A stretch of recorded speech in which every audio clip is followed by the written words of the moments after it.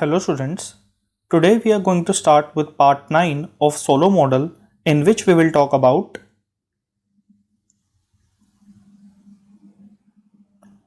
transition to golden rule steady state starting with too little capital. We now consider the case in which the economy begins at a steady state with less capital than it would have in the golden rule steady state. That means K star is less than K star gold, or we can say that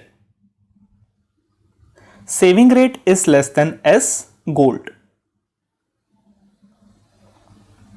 In this case, the policymaker should pursue policies aimed at increasing the rate of saving in order to increase the capital stock. So saving rate will be increased in order to increase the capital stock. Suppose that these policies succeed and at some point of time, call it as T0, the saving rate is increased. With the increase in saving rate, there will be a immediate decrease in consumption and immediate increase in investment.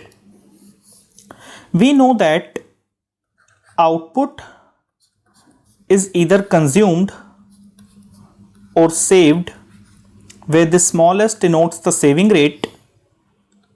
So if saving rate increases, then it will lead to increase in savings. That means there will be less output for the consumption purposes. So in this case, our consumption will be reduced, right? Investment equals to saving rate times output. So if saving rate goes up, then it will lead to increase in investment, right? We can see these changes in our figure.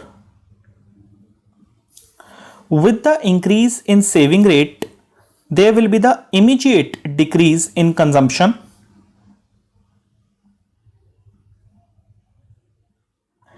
and immediate increase in investment.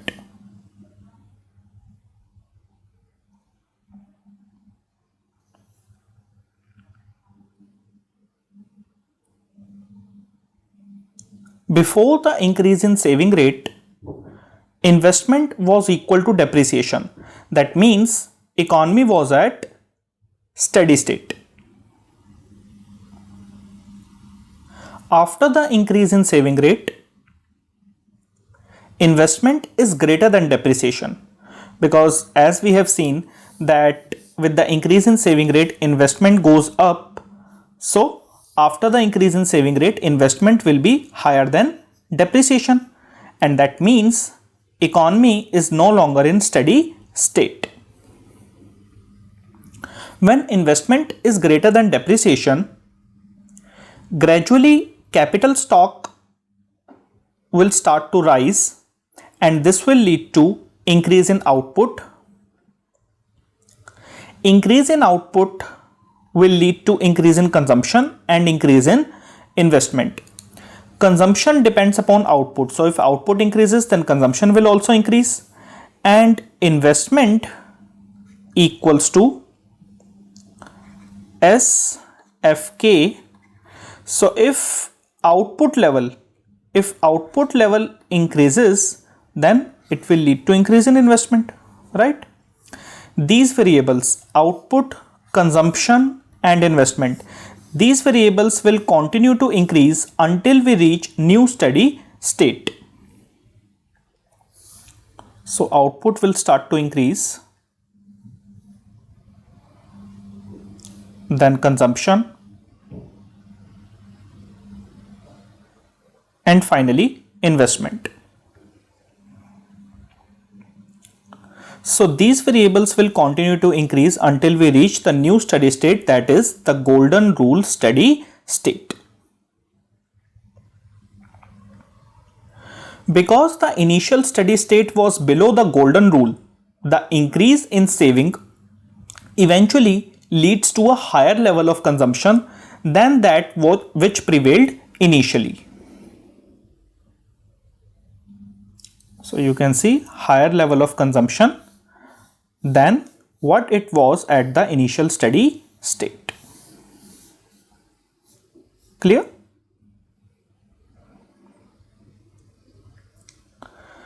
Does the increase in saving that leads to golden rule steady state raise economic welfare? Eventually it does, because the new steady state level of consumption is higher than the initial level. But achieving that new steady state requires an initial period of reduced consumption. An initial period of reduced consumption.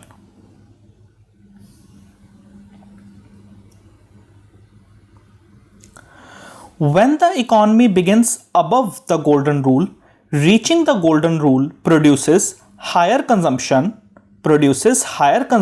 at all points in time.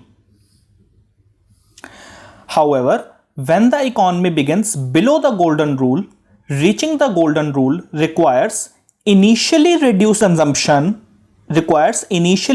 consumption to increase the consumption in the future.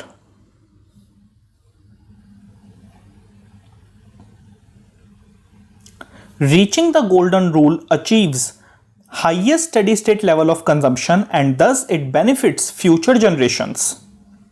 But when the economy is initially below the golden rule, reaching the golden rule requires raising investment and thus lowering the consumption of current generations.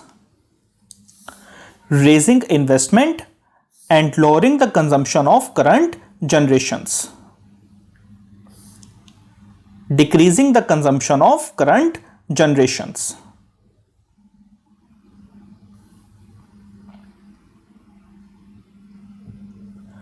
Thus, when choosing whether to increase capital accumulation, the policymaker faces a trade-off among the welfare of different generations. A policymaker who cares more about current generations than about future ones may decide not to pursue policies to reach the golden rule steady state. However, a policymaker who cares about all generations equally will choose to reach the golden rule.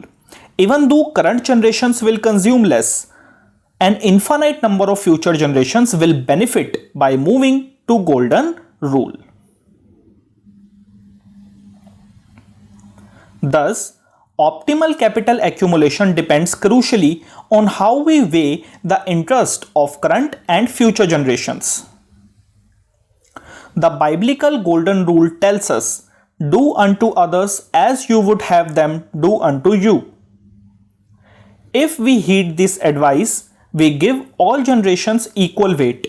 In this case, it is optimal to reach the golden rule level of capital, which is why it is called the golden rule. So this is the golden rule, do unto others as you would have them do unto you, and it means treat other people with the concern and kindness you would like them to show towards you.